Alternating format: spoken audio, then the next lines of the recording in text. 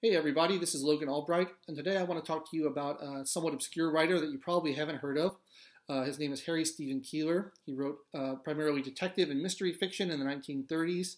He wrote dozens of novels, dozens of short stories. Here's one of them I have on hand called The Defrauded Yeggman. He wrote many others. I've got about 10 or 12 more in my collection, and I'd like to get even more of them because they're wonderful.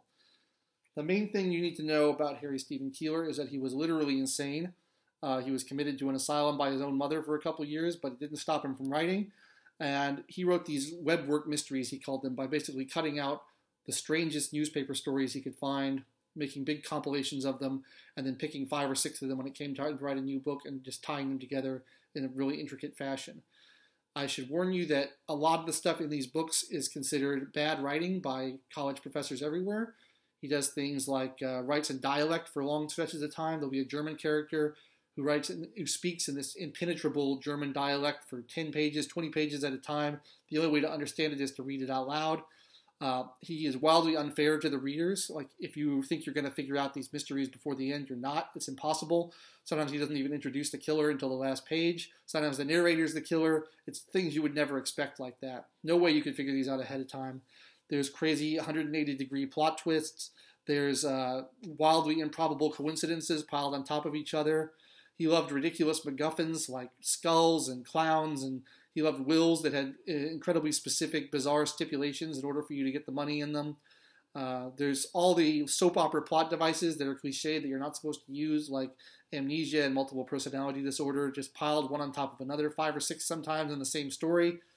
All his characters have insane, ridiculous names, like Herman Hieronymus, the Sauerkraut King, Philodexter Maxellus, Piffington Wainwright III. They're all called names like that. It's just absurd. So if you're after realism, if you're after readability, these are probably not the books for you. But if you think that Agatha Christie is a little bit predictable and a little too formulaic, these are a great side trek because you never know where they're going to go. They're always different, and they're fantastic.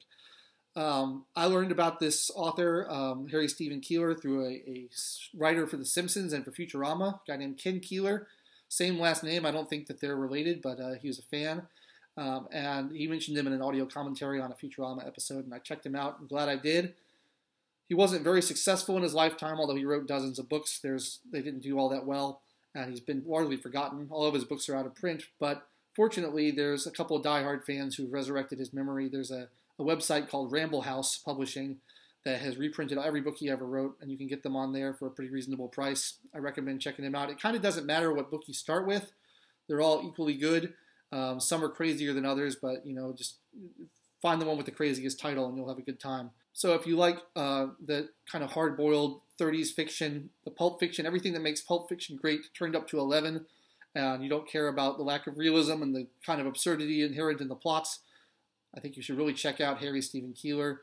I'd like more people to know who he is. His legacy deserves to be preserved as just a wildly eccentric, wonderful writer. Check him out. If I would want to remind you all that I am a writer myself as well. Not quite as eccentric as Stephen Keeler, but I do what I can. If you're interested in checking out my works, the link to my Amazon author page is in the description below. So check it out, and I'll see you next time. Thanks.